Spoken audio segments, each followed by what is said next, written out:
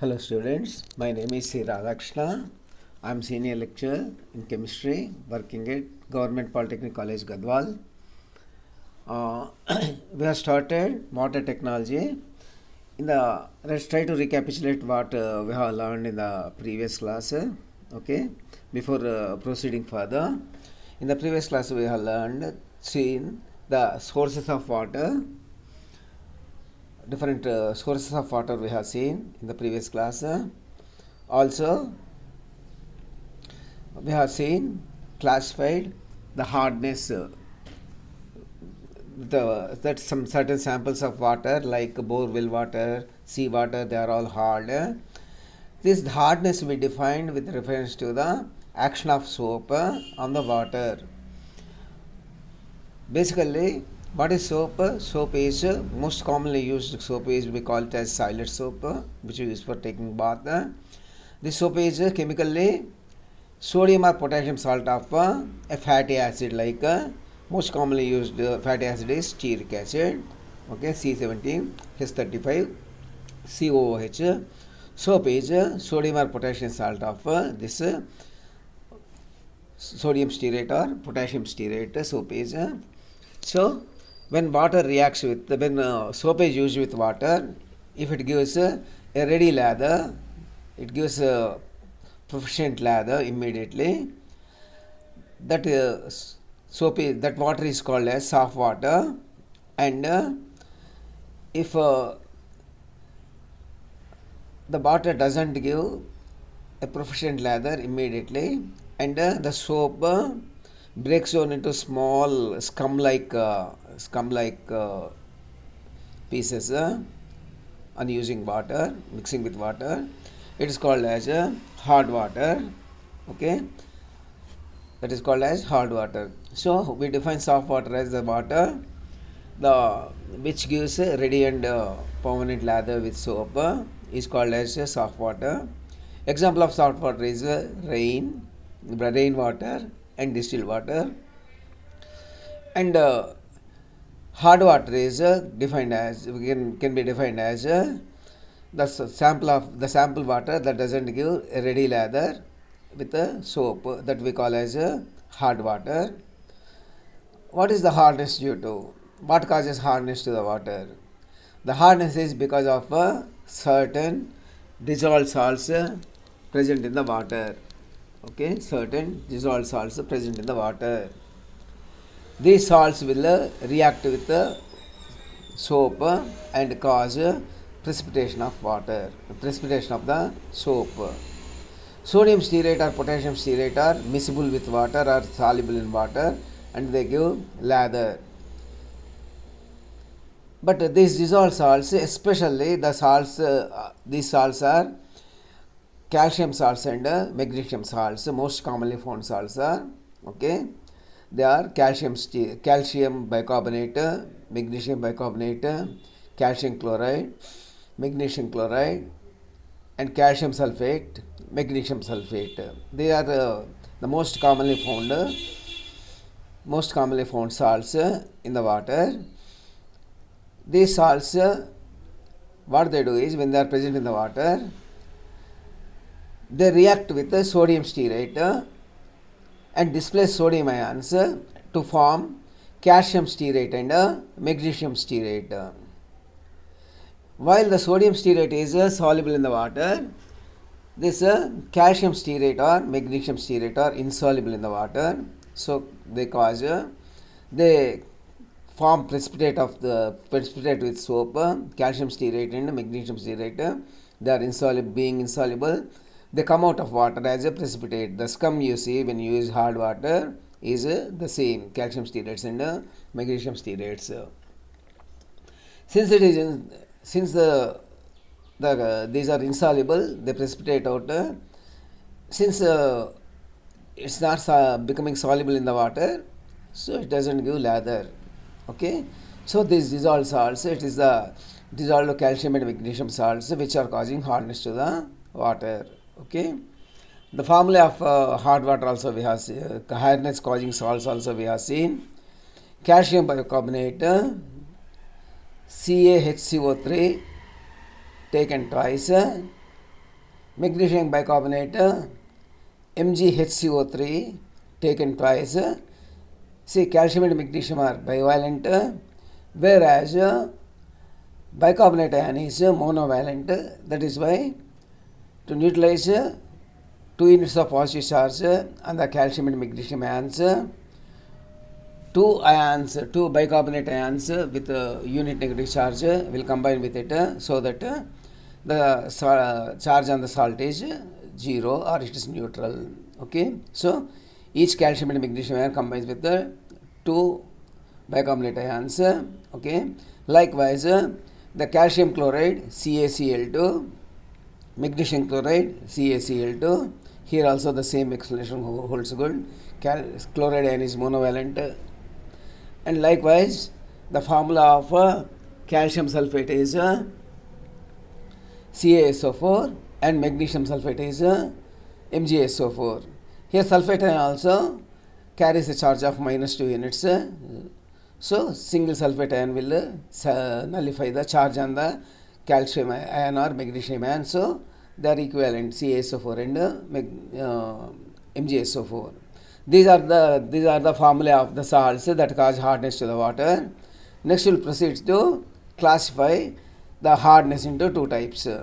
Okay, depending upon how the hardness from the water can be removed. If it can be removed by simple physical methods like boiling the water, it is called as temporary hardness. If it cannot be removed by simple physical methods and complex chemical methods should be used, if complex chemical methods are to be used, they are called as okay, that hardness is called as permanent hardness. Okay, let us see temporary hardness. Temporary hardness can be removed simply by boiling the water for some time. Okay, boiling the water for some time. On boiling, what happens is calcium bicarbonate, which causes temporary hardness, will dissociate into calcium carbonate, decompose into calcium carbonate, and this calcium carbonate is sparingly soluble or almost insoluble, so it comes out of the water as a precipitate. In a similar fashion, magnesium bicarbonate on heating turns into magnesium hydroxide, which is also insoluble, so it comes out of water as a precipitate. So prior to heating water, calcium bicarbonate and magnesium bicarbonate are soluble in the water. They interfere the soap and cause precipitation of the soap. After boiling, what's happening? These salts are coming out of the water. So the boiled water, no more contains these salts. So the hardness caused by these salts stands removed. It becomes soft. Okay. So since this temporary hardness is caused by bicarbonates, it's called as carbonate hardness. So this is about the temporary hardness. Next we will go for the permanent hardness. The permanent hardness of water is caused by calcium chloride and magnesium chloride. Even if you boil the water for some time, this type of hardness cannot be removed. Okay, this type of hardness cannot be removed. The salts will remain, they don't decompose, they will remain in the water. So this hardness can be removed only by chemical methods like ion exchange method, sodium permanganate method, etc.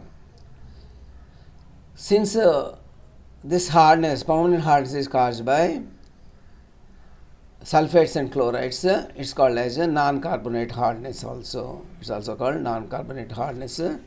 This is what we have learned in the previous classes, last class. Now let us see the disadvantage of using hard water in the industries, the concept of boiler scales, and degree of hardness of water. These topics let us discuss now in this lecture.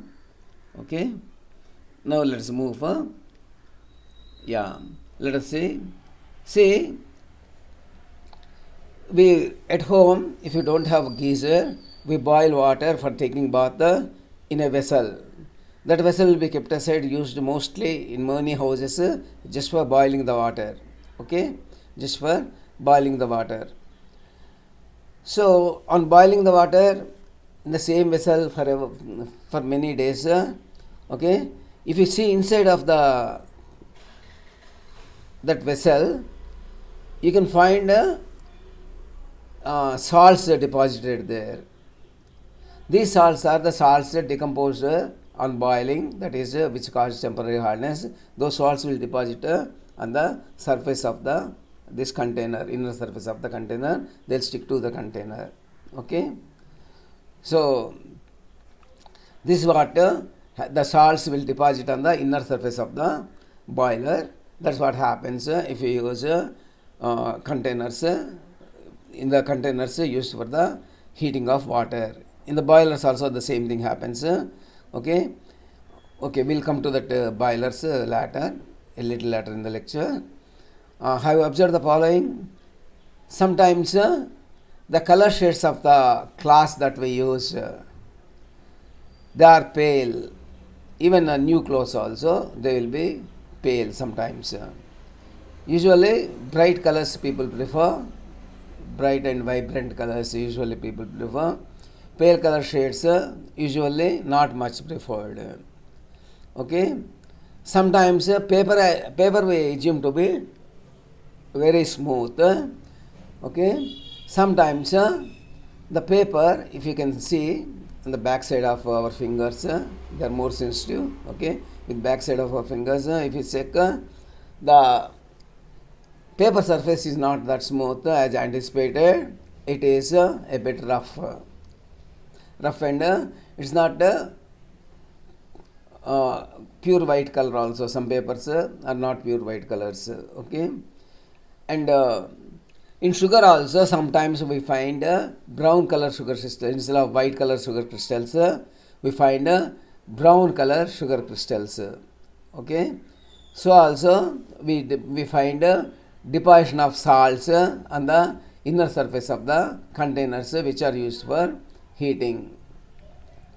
What's the reason for this? What causes all this? Okay, let's try to find out. Okay, usually we face the difficulties in washing clothes with bore water. See, people living in the municipal areas will distinguish between the municipal water and will be able to distinguish between municipal water and bore water.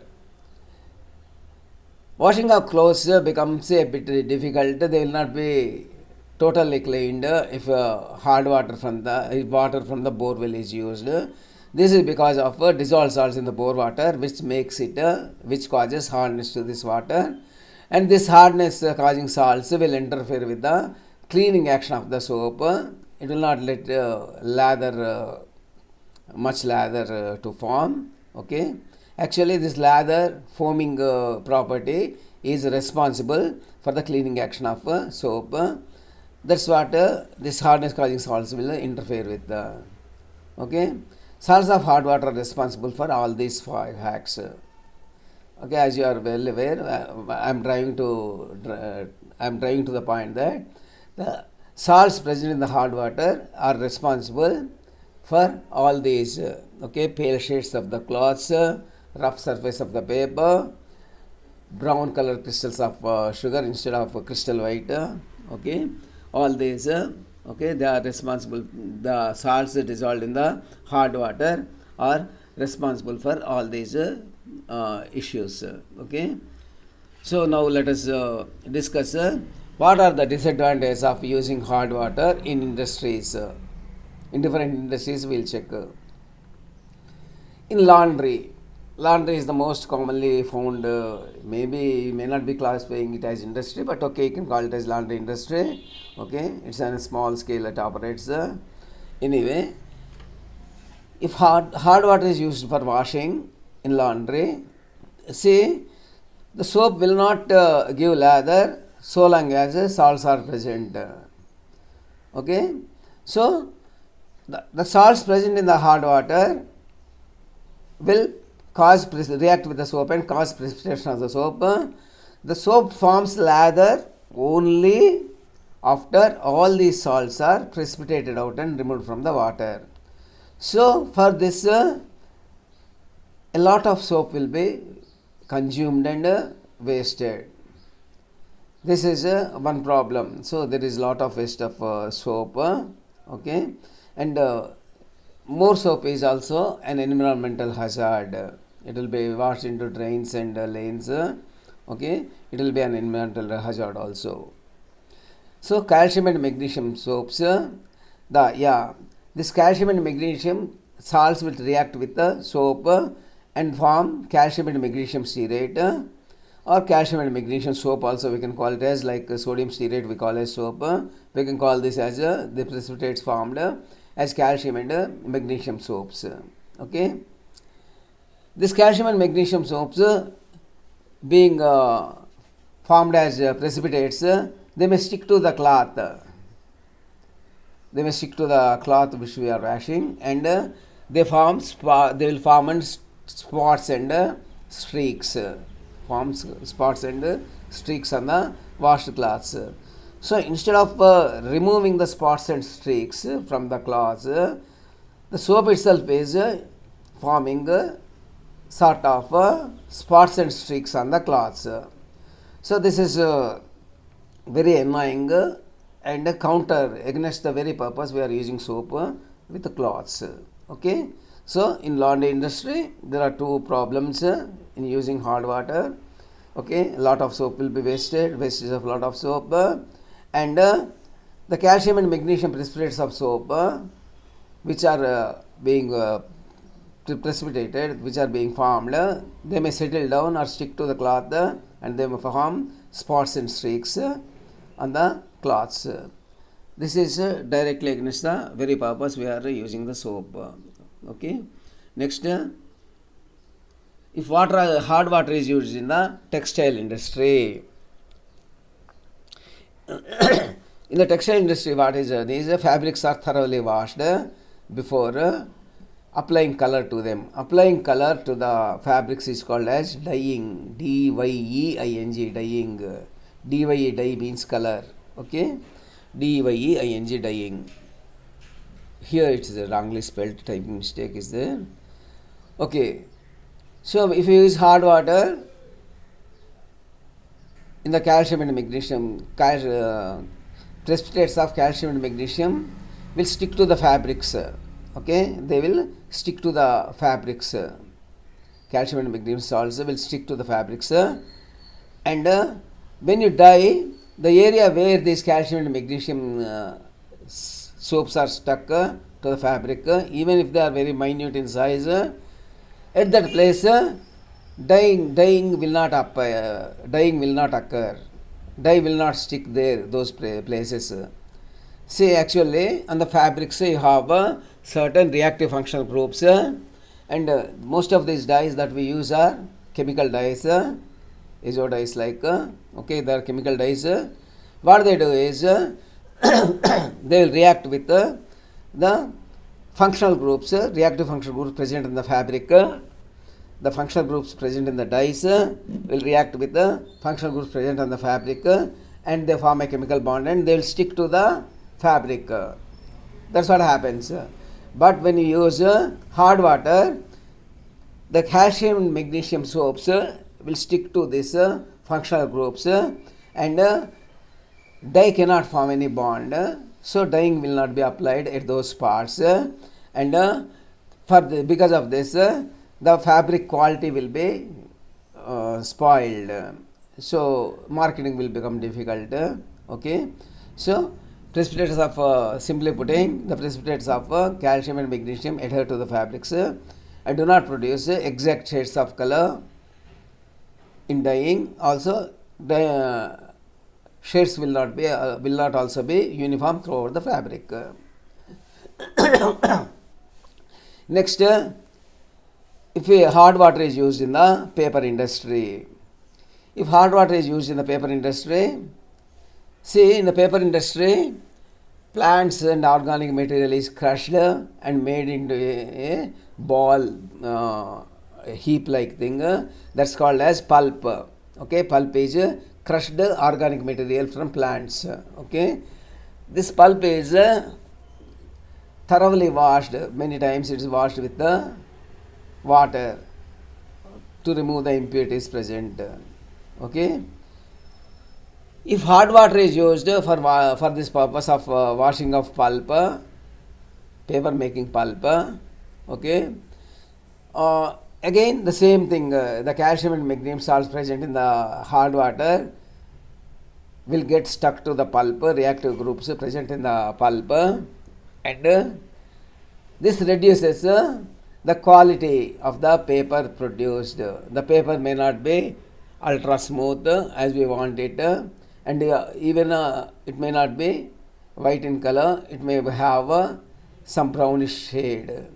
This affects the quality of the paper, and its value will be reduced. So if hard water is used in the paper industry, the calcium and magnesium ions used present in the hard water will interact with the pulp, and okay, paper may become rougher, as well as color of the paper may be different than we want actually. Okay, it may be brownish in color, which reduces its value a lot. Okay, this is what happens in the paper industry if we use hard water in the paper industry. Next, if hard water is used in the sugar industry, okay, say in the sugar industry, sugarcane juice, juice from sugarcane is taken, sugarcane juice is taken, it will be diluted, okay, with by adding water, then it is heated for a long time, and concentrated sugar solution is left aside, very highly concentrated, to become, this is heated until the juice becomes highly concentrated, and this juice, sugarcane juice, highly concentrated sugarcane juice will be left aside for cooling. On cooling, the sugar crystals will be formed, and they come out of the solution. Okay, so the sugar is produced that way. But if hard water is used for the production of sugar, okay, if hard water is used for the sugar production in the sugar industry, the nitrates and sulfates will interfere with the process of crystallization. Nitrates and sulfates, the anions present in the hard water, will interfere with the process of crystallization. The sugar so produced if hard water is used, the sugar so produced may become deliquescent. What do you mean by deliquescent? Deliquescent means attracting water or becoming hygroscopic. A deliquescent substance will absorb water from the surrounding environment and become moist. If you go to shop to purchase sugar, will you purchase sugar which is dry and freely flowing, or would you go for a moist sugar? You just can't even imagine going for a moist sugar. Okay, even shops they don't offer, because they cannot sell it, right? So if we use hard water, the sugar becomes moist, and you cannot marketing or selling the sugar will become extremely difficult. Okay, so that's the problem when if hard water is used in the sugar industry, its crystallization is affected, sugar becomes deliquescent. Next, in the concrete making, say for construction of the house or any building, concrete is used. What is it made up of? Concrete? Concrete is made up of cement, metal. Metal means rocks, pieces of rock.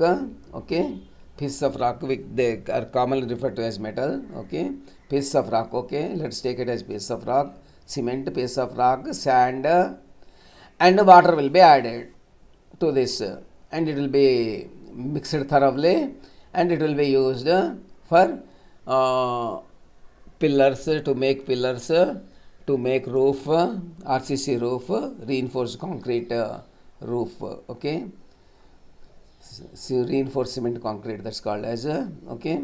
So if hard water is used, say after uh, forming a structure, after constructing a structure, something like making a pillar or making a roof, it will be kept wet for a long time. That is called process of curing in the construction industry. During this time, the cement form bonds with the water as well as other materials and becomes very strong, strongly bonded, and very strong solid it becomes. But if hard water is used in this concrete making, the hydration of the cement will be affected. The salts present in the hard water will affect the hydration of the cement, and final strength. This leads to the decreasing of the final strength of hardened concrete. If you use soft water, the strength of the hardened concrete will be more. If you use hard water, the strength of the hardened concrete will become decreased. It decreases. Okay, that's what happens.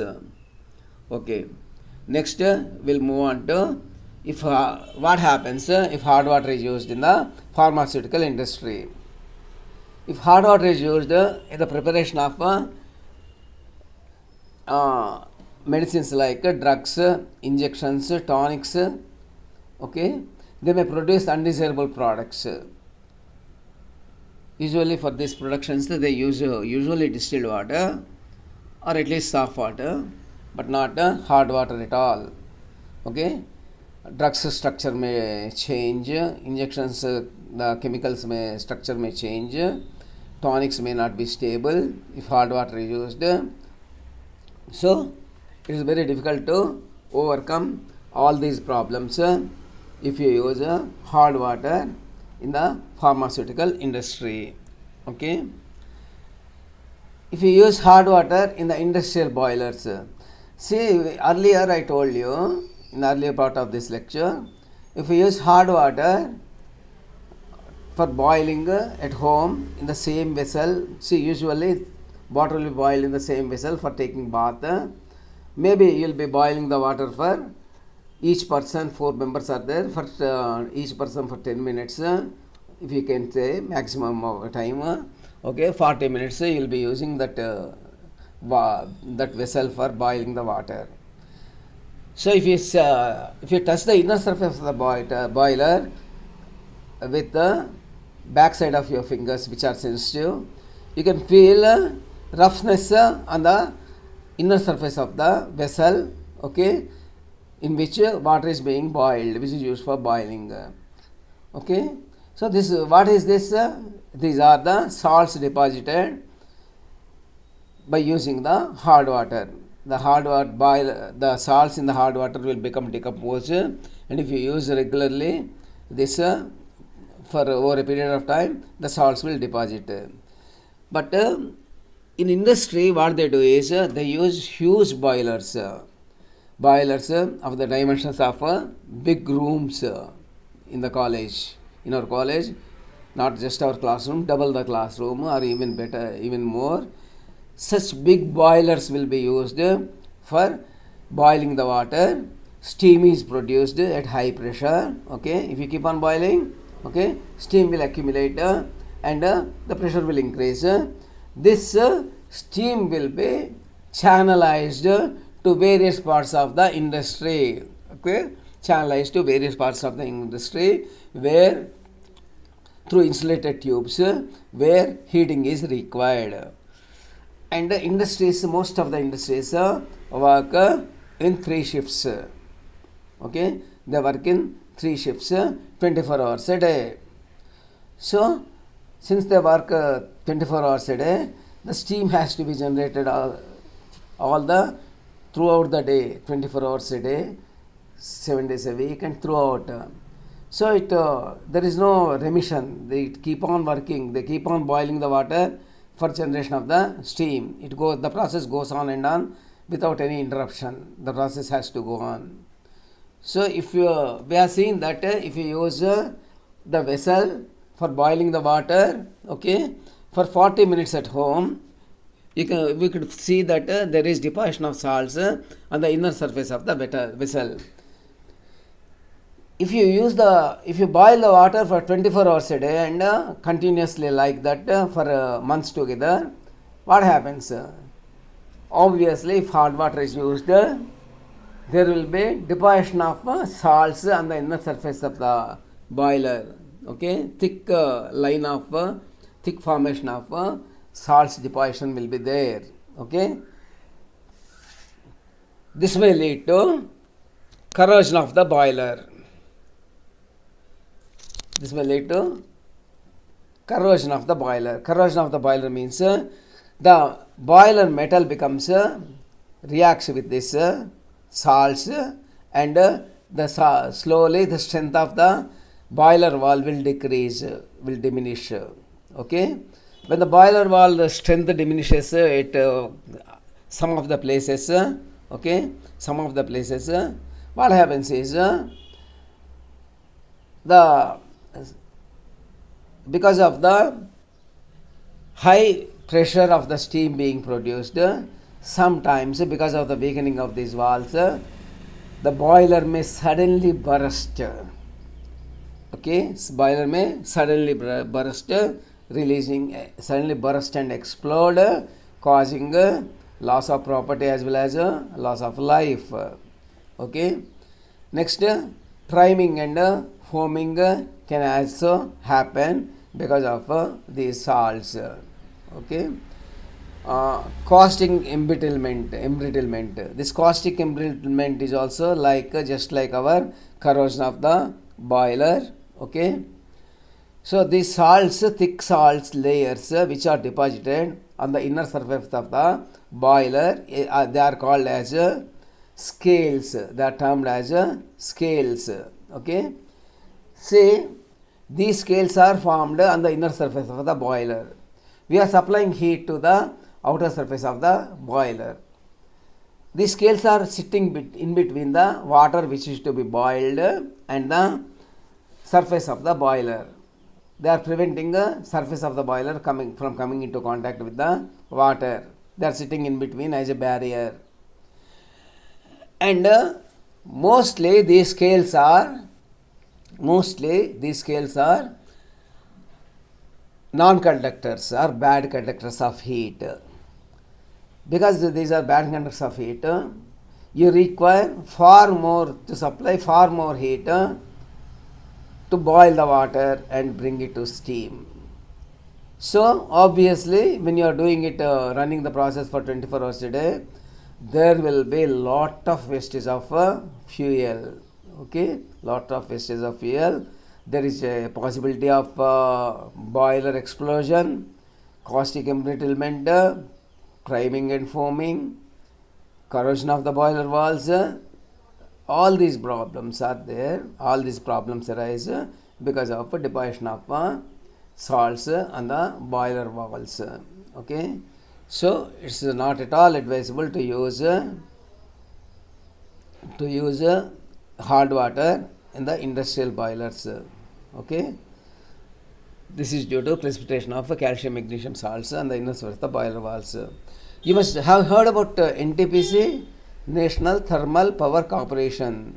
See, what they do is they heat water in huge boilers, they produce steam. This steam is used to turn turbines to produce power. That's called as thermal power because heat is used. We are using heat to form steam. Okay, these NCPC people, they also use huge quantities of water in huge boilers to produce steam at a very high pressure. They don't use water directly. They remove the salts from the water. They most commonly use the most advanced process. Many of the NTPC plants, like our the NTPC plant at Kottagudem, around Kottagudem, okay, and other places, Korba in Madhya Pradesh and other places, they use ion exchange process, which is a bit expensive. Okay, they run these ion exchange process 24 hours a day to desalt the water or remove salts from the water. Only the soft water from which salts are removed only will be used for the boiling purpose. Okay, that's how they avoid the scale formation on the inner surface of the boiler. Okay, this ion exchange process removes almost all the salts, so it can also will be called as demineralization. Okay, if precipitation, say if the precipitation of these salts takes in the form of loose and slimy means sticking dense solid liquid semi-liquid solid, that's called slime. Okay, semi-solid shape. Okay, if it happens in a loose and semi-solid way, if the precipitation of these salts, it's called as sludge. Okay, if the precipitation forms a hard sticking and adhering coating on the inner walls of the boiler, it is called scale formation. Either the deposition of salts can lead to it can happen in two forms, either loose slimy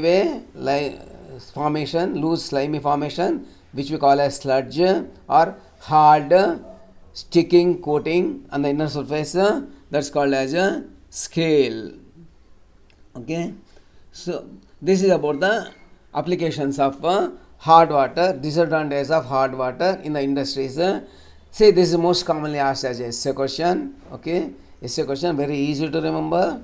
If you remember side headings and if you listen the lecture carefully, you'll be able to recall and write. If you read once, that will do. Most commonly asked as essay question from this topic. Okay, so what we have seen so far are the problems, the disadvantages of using hard water in the industry. Okay, now let us go for what happens if hard water is used in the domestically. See, in the domestic we use water for taking bath and washing clothes and vessels. If hard water is used, obviously the same problem crops up. There will be a lot of wastage of soap, there will not be proper lather or foaming.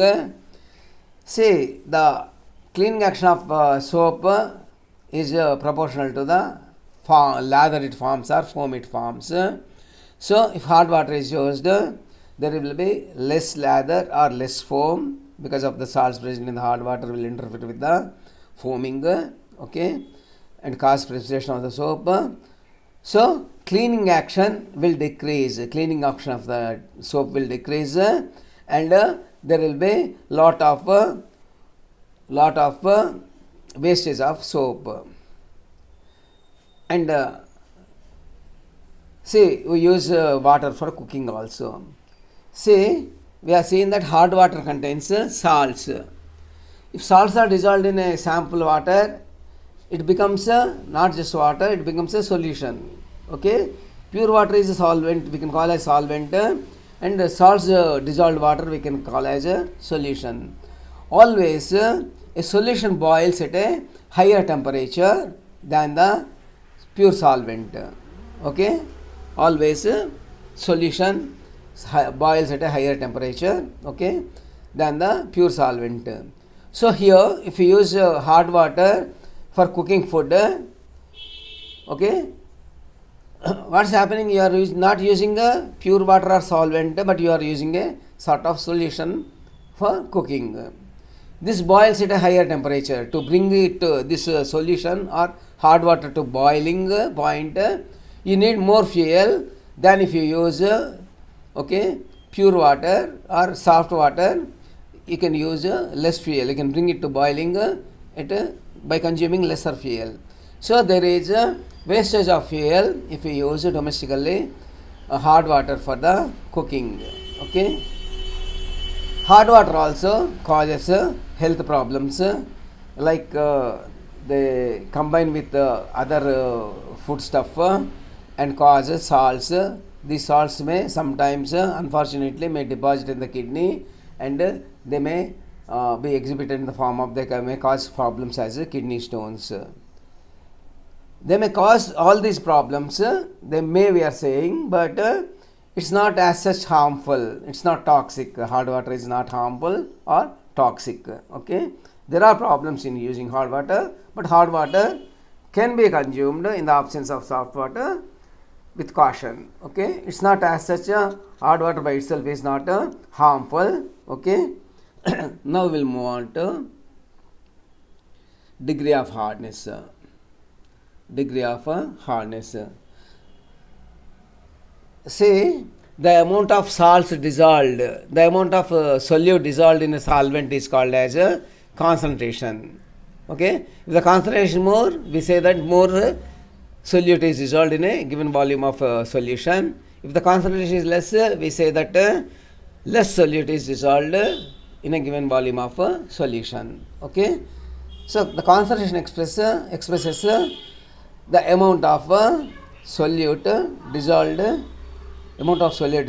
in a given volume of solution or solvent. Likewise, to express the strength of hardness causing salts present in given definite volume of or definite quantity of water is degree of hardness. Degree of hardness can be defined as the amount or strength of hardness producing salts present in a definite quantity of water. Like our this is also a way of expressing the concentration of salts present in the hard water. That's called as a degree of hardness. Whatever the salt that may be present in the hard water, we have seen 6 salts. Okay, any of the salts or many of the salts or all of the salts may be present causing hardness to the water, but hardness will always be expressed in terms of CaCO3 equivalents. The weight of the salt which is causing hardness to the water, okay, we will convert it into CaCO3 equivalents. This is we can understand by a simple example. You go to the shop or supermarket, you purchase 10 items: soap, coconut oil, sweets, biscuits, chocolates, many things you purchase. Whatever you may purchase, okay, its value will be determined in terms of money or rupees in India, and you will pay in terms of rupees only. Likewise, whatever the salts that is dissolved in the water which may be causing hardness to the water, hardness is always for the sake of having a uniform scale.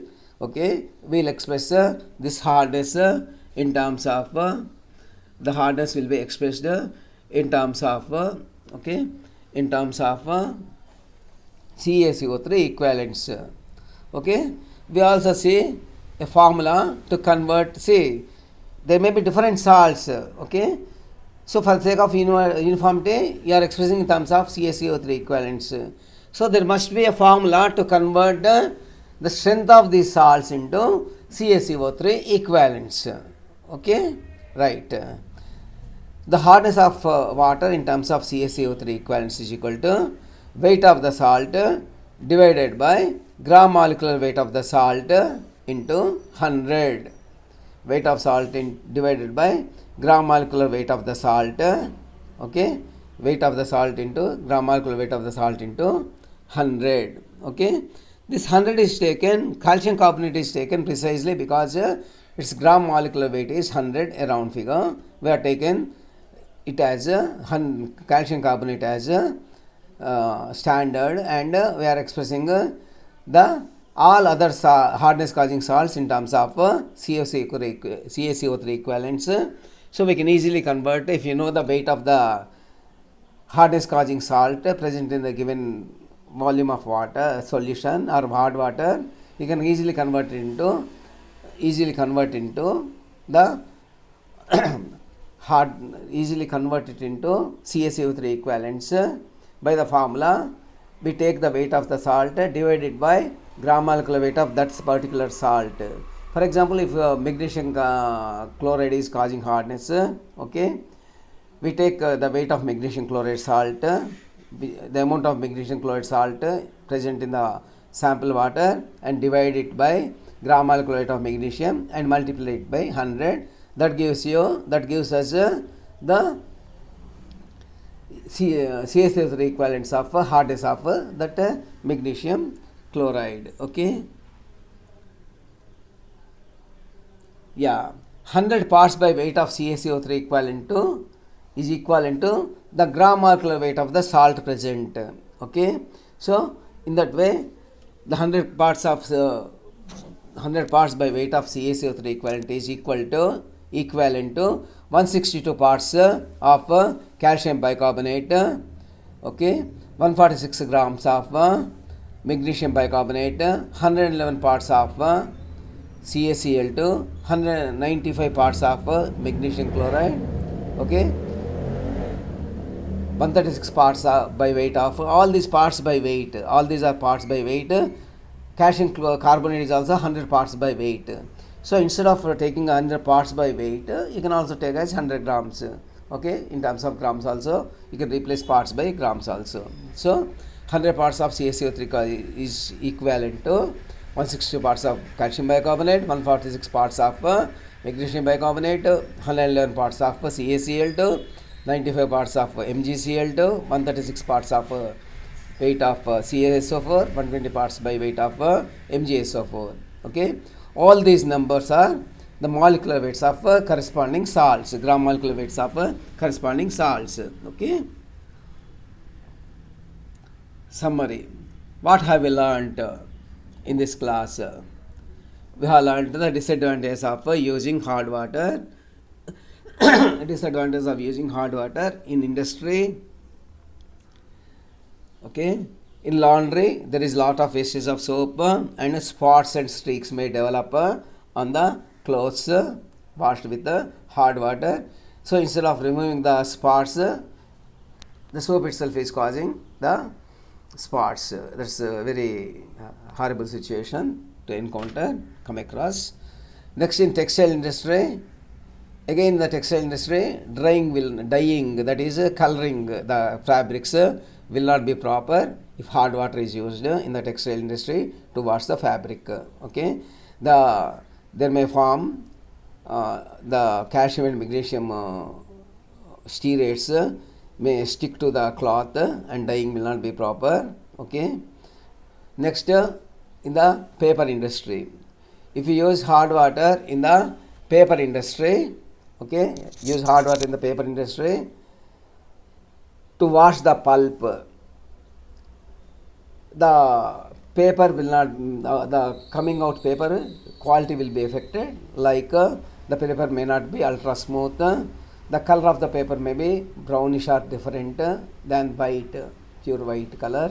Okay, so marketing the paper will become difficult. So also in the sugar industry, if you use hard water, okay, the crystallization of sugar, the salts like nitrates, chlorides, sulfates, which are present in the hard water, they interfere with the crystallization of the sugar. Actually, you can call it as recrystallization also, crystallization of the sugar, and the sugar crystals become deliquescent, DELIQUESCENT. Deliquescent means hygroscopic, that is, they absorb water from the surrounding environment. See, there will be humidity in the surrounding environment always. Okay, this will be absorbed by these sugar crystals, okay, deliquescent sugar crystals, and they become moist. So if sugar becomes moist, marketing of sugar cannot happen. Okay, we cannot market it. Then if you use the hard water in the pharmaceutical industry for the steam generation, in the steam generation, okay, pharmaceutical industry, the quality of drugs, tonics and other medicines will be affected. Next, if you use hard water for steam generation, okay, hard water is used for steam generation, there is a probability of forming scales, okay, probability of forming scales on the inner surface of the boiler. So degree of the boiler, degree of hardness also we have seen. Okay, with this, okay, if hard water is used in the industry, reduces paper quality, improper shades on the cloth, waste of soap, all of the above. Okay, solid compounds deposited on the inner walls of the boilers are called scales. Okay, degree of hardness is expressed in terms of CSO3 because its molecular weight is 100. Okay, thank you very much.